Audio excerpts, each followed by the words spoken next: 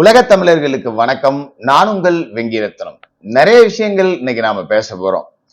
முதலாவதா நாம என்ன பேச போறோம் அப்படின்னா, திமுக ஐடி விங்கும் சரி, திமுக ஆட்களும் சரி, திமுக வாடகை வாய்களும் சரி, இன்னைக்கு ஃபுல்லா பேசக்கூடியது என்ன அப்படின்னா, கைதுக்கு பயந்தவர்கள் நாங்க இல்ல, எங்க தளபதி யாருன்னு தெரியும்ல, எங்க சின்ன தளபதி யாருன்னு தெரியும்ல அப்படிங்கிற மாதிரி அந்த பகவதி படத்துல வர்ற மாதிரி அவர் பகவதி, நான் சின்ன பகவதி அப்படின்னு சொல்லிட்டு ஸ்டாலினுக்கும் உதயநிதிக்கும் ஏகப்பட்ட ஃபயரை விட்டுக்கிட்டு இருக்காங்க. வழக்கு போட்டதுக்கே தாவாக்காவினர் எல்லாம் பயந்து ஓட்டாங்க. ஆனா தளபதி அந்த காலகட்டத்திலேயே நேரா டிஜிபி ஆபீஸ் போய் நின்று என்ன அரெஸ்ட் பண்ணுங்க, என்ன அரெஸ்ட் பண்ணுங்க, முடிஞ்சா அரெஸ்ட் பண்ணுங்க அப்படின்னு சொல்லி கமிஷனர் ஆபீஸுக்கே நேரா போய் கெத்து காட்டினவர் எங்க தளபதி. எங்க சின்ன பகவதி இருக்காரு உதயநிதி, அவரெல்லாம் கைதுக்கே பயப்படாம கட்சிக்காரர்களை கூட்டு போய் போராட்டம் நடத்தினவர். எப்பேற்பட்ட ஆளு தெரியல நாங்களாம் அப்படின்னு சொல்லி ஃபயர் விட்டுக்கிட்டு இருக்காங்க. என்னடா திடீர்னு கால்னு கத்திக்கிட்டு இருக்காங்களே அப்படின்னு பாத்தீங்கன்னா, நேத்து தாவேகா பொதுக்குழுல ஆதவ அர்ஜுனா ஒரு விஷயத்த பத்த வச்சார். என்ன அப்படின்னா, கருணாநிதி கைது செய்யப்பட்ட போது ஓடி ஒளிந்தவர் தான் ஸ்டாலின். ஸ்டாலின் கட்சியினர்லாம் எங்களை பார்த்து பேசலாமா அப்படின்னு கேட்டாரு. அதுக்குதான் நாங்கெல்லாம் கைதுக்கு அஞ்சினவர்கள் கிடையாது அப்படின்னு சொல்லிட்டு குட்டிக்காரன் எல்லாம் அடிச்சுக்கிட்டு இருக்காங்க இன்னைக்குள்ளா.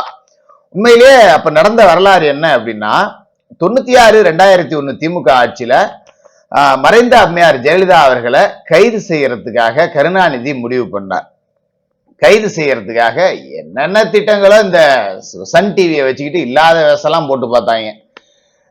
எப்படி சொல்றது, இத ஒரு வழக்கு எந்த எல்லைக்கும் போறதுக்கு நாங்க தயார், அந்த அம்மாவை பிடிச்சி உள்ள போடணும் அப்படிங்கிற முடிவோட இருந்து போலீஸே அனுப்பிச்சாங்க. பட் அந்த அம்மாவை பத்தி எல்லாருக்குமே தெரியும் இல்லையா, அவங்க எதுக்குமே பயப்படக்கூடிய ஒரு ஆள் கிடையாது. உண்மையிலேயே சிங்கப்பெண் அப்படின்னு போலீஸார் வீட்டுக்கு போறாங்க. அம்மா அந்த அம்மா சொல்றாங்க, என்னம்மா அப்படின்னு அங்க கைது செய்ய போன பெண் காவல் அதிகாரியை பார்த்து, உங்களை கைது செய்ய வந்திருக்கோம் அப்படின்னு. ஒரு 10 நிமிஷம் டைம் கொடுங்க, பூஜையில இருக்கேன், பூஜையை முடிச்சுட்டு ட்ரெஸ்ஸை சேஞ்ச் பண்ணிட்டு வந்துடுறேன் அப்படின்னு சொல்லிட்டு அவங்க பாட்டுக்கா படுக்கை அறைக்குள்ள போறாங்க ட்ரெஸ் சேஞ்ச் பண்றதுக்கு. அவங்கள உட்கார வச்சு அமிர்தம்னு சொல்லிட்டு ஒரு அம்மா போயஸ் கார்டன்ல வேலை செஞ்சாங்க. இப்ப அவங்க இறந்துட்டாங்க. அவங்க காஃபி கொண்டு வந்து கொடுத்துருக்காங்க கைது செய்ய போன அதிகாரிகளுக்கெல்லாம். என்ன மேடம் கோவப்படுவாங்கன்னு பார்த்தா காஃபி கொடுக்க சொன்னாங்க. அவங்க தான் கொடுக்க சொன்னாங்க, நீங்க காஃபி சாப்பிடுங்க அவங்க வந்துருவாங்க அப்படின்னு சொல்லிட்டு அவங்க பாட்டுக்கா கைதாகி போனாங்க. அப்புறம் சிறைப்பட்டாங்க, ஜாமீன்ல வெளியே வந்தாங்க. இப்படிதான் ஹேண்டில் பண்ணணும். ஆனா நம்ம திராவிட கரையாட்ட கோஷ்டி இருக்க, கொலை பண்றாங்க, ஐயோ கொல்றாங்கன்னு ஒரு சாதாரண கைதுக்கு, அதாவது காவல்துறையினர் கைது செய்ய போனா ஒத்துழைப்பு கொடுக்கணுங்கிற அடிப்படை அறிவு கூட இல்லாம இவர் முதலமைச்சரால இருந்திருக்காரு. ஐயோ கொல்றாங்கன்னு கத்தி ஊரை கூப்பிட்டு சன் டிவியை வச்சு வீடியோ எடுத்து அதை வைரல் பண்ணாங்க. அப்ப இந்த ஸ்டாலின் என்ன பண்ணாரு அப்படின்னா, பெங்களூருக்கு ஓடிட்டாராங்க, கிளம்பி பெங்களூர் வரைக்கும் கிளம்பி போயிட்டாரு செல்வி வீட்டுக்கு. அதுக்கப்புறம் பாதி வெளியில சொல்லியிருக்காங்க, மிஸ்டர் தளபதி சார் உங்களெல்லாம் அந்த அம்மா ஒரு ஆளாவே நினைக்கல, உங்களெல்லாம் ஒரு கருணாநிதியா கூட அவங்க மதிக்கல, உங்களெல்லாம் அரெஸ்ட் பண்ணல, நீங்க வீட்டுக்கே போலாம் அப்படின்னு சொல்லிட்டு.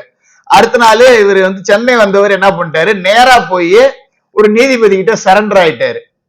சரண்டர் ஆகி அப்படியே பெயில் வாங்கிட்டு வந்துட்டாரு. ஆக்சுவலா ஸ்கிரிப்ட்ல இவர் அரெஸ்ட் பண்ற விஷயமே கிடையாது.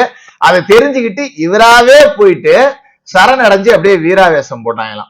ஆனா அன்னைக்கு கனிமொழி அவங்க அப்பா கூடயே இருந்து ஃபைட் பண்ணார் Murasoli Maran. I am the central minister. யாரு? பாஜகவோட சென்ட்ரல் மினிஸ்டர். இன்னைக்கு யூனியன் மினிஸ்டர் பிஜேபி உள்ள வந்துரும் சொல்றாங்கல்ல, அந்த பாஜகவோட சென்ட்ரல் மினிஸ்டரா இருந்துகிட்டு I M A central minister அப்படின்னு சொல்றது, ஜீப்பை வச்சு கேட்டை போய் உடைச்சி முயற்சி செஞ்சது, இந்த சித்து வேலைகள் எல்லாத்தையும் காமிச்சாங்க. அட அது கூட அந்த காலம் சரி, நிறைய மக்களுக்கு தெரியாது. ஆனா அன்னைக்கு கருணாநிதி மேல ஒரு சிம்பத்தி வந்துருச்சு. சே, இந்த பொம்பளை இந்த வயசானவரை போட்டு இந்த பாடுபடுத்துறாரே அப்படின்னு சொல்லிட்டு பரிதாபப்பட்டாங்கல்ல. பரிதாபப்பட்டு மக்கள் 2006 இவருக்கு ஓட்டு போட்டாங்க. ஆனா 2006 11 வரைக்கும் நம்ம கருணாநிதி கொடுத்த ஆட்சியை பார்த்துட்டு, இந்த ஆளுக்காடா பரிதாபப்பட்டோம், இன்னைக்கு நம்மள பரிதாபம் பார்க்க ஆள் இல்லையடா அப்படிங்கிற அளவுக்கு ஒரு அற்புதமான ஆகச்சிறந்த கேவலமான ஆட்சியை கொடுத்ததுதான் இவங்களோட வரலாறு. சரி, இதை விட்டுருவோம்.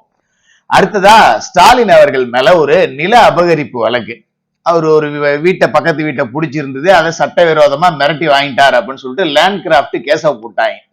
கேஸா போட்டு தூக்க போறாங்கன்னு தெரிஞ்ச உடனே அந்த வீட்டுக்காரன் காலில் உளுந்து ஐயோ அம்மா டே நீ கேட்கிற தொகையை விட ஒரு தொகையை கூட வச்சுக்கலான்னு சொல்லி அவனுக்கு செட்டில்மெண்ட் பண்ணி அவனை கையை காலா நினைச்சு கும்பிட்டு அவனை வச்சு கேஸ் வாபஸ் வாங்கிட்டு அதுக்கப்புறம் நேரா கமிஷனர் ஆபீஸ் போறாரு. அரஸ்மி அப்படின்னு சொல்லிட்டு இவங்க எல்லாம் அரஸ்ட பத்தி பேசுறாங்களாங்கிறதா இவங்களோட வரலாறு. ஆனா அதையும் கூட விட்டுருங்க, மறந்து போயிருப்பீங்க நீங்க. இப்ப சமீபத்துல வீரரு தீரரு சூரரு அதுதாங்க நம்ம 10 ரூபா படையப்பரு பாலாஜி, இவரு ஒரு ரைடு வந்து கூப்பிட்டு விசாரிக்க போறாங்க, என்னன்னு சொல்ல போற, கூப்பிட்டா போக போற, ஜாமீன்ல வர போற, இவ்வளவுதானே. அதுக்குள்ள டாக்டரை கூப்பிடுங்கன்னு பேண்ட்ல மூத்திரம் போன வரலாறு உள்ளவங்க எல்லாம் அடுத்தவங்களை பார்த்து பயந்தாங்குழின்னு சொல்லலாமா அப்படின்னு சொல்லாம சொல்லிட்டார் ராகவ அர்ஜுன். இதை சமாளிக்கிறதுக்கு தான் இவ்வளவு முட்டு அப்படிங்கறதையும் கொடுத்துக்கிட்டு இருக்காங்க. நம்ம வரலாறு ராத்திரில கொள்றாங்களேன்னு சொன்னதுல இருந்து பகல்ல பேண்ட்ல மூத்திரம் போன வரைக்கும் இவ்வளவு வரலாறு நம்ம பயந்தாங்குழியா இருந்த வரலாறு அப்படிங்கிறது இருக்கு. இவ்வளவு வச்சுக்கிட்டு நமக்கு அடுத்தவங்களை பேசுறதுக்கு நாக்கு கூச வேண்டாமா உடன்பிறப்புகளே அப்படிங்கிற கேள்வியை ஃபர்ஸ்ட் நாம முன் வச்சிருவோம்.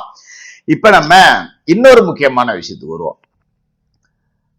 நின்னுக்குனா 100, 10க்குனா 500, இந்த கேவலமான பேச்செல்லாம் இந்த உலகத்திலேயே திமுக காரணத்தை தவிர வேற எவனாலையுமே பேச முடியாது. அன்னைக்கு பெண்கள் எல்லாம் விளக்க மாத்த எடுத்து வச்சுக்கிட்டு ரெடியா இருந்தாங்க. நாடா மனுஷன் இவெல்லாம் ஒரு அமைச்சர் இப்படி பேசுறான்னு சொல்லிட்டு பொன்முடிய பச்சையா திட்டினாங்க. உடனே வந்து கட்சி துணை பொதுச் செயலாளர்ல இருந்து நீக்கினாங்க, நாங்க நடவடிக்கை எடுத்துட்டோம் அப்படின்னு காட்டுறதுக்கு.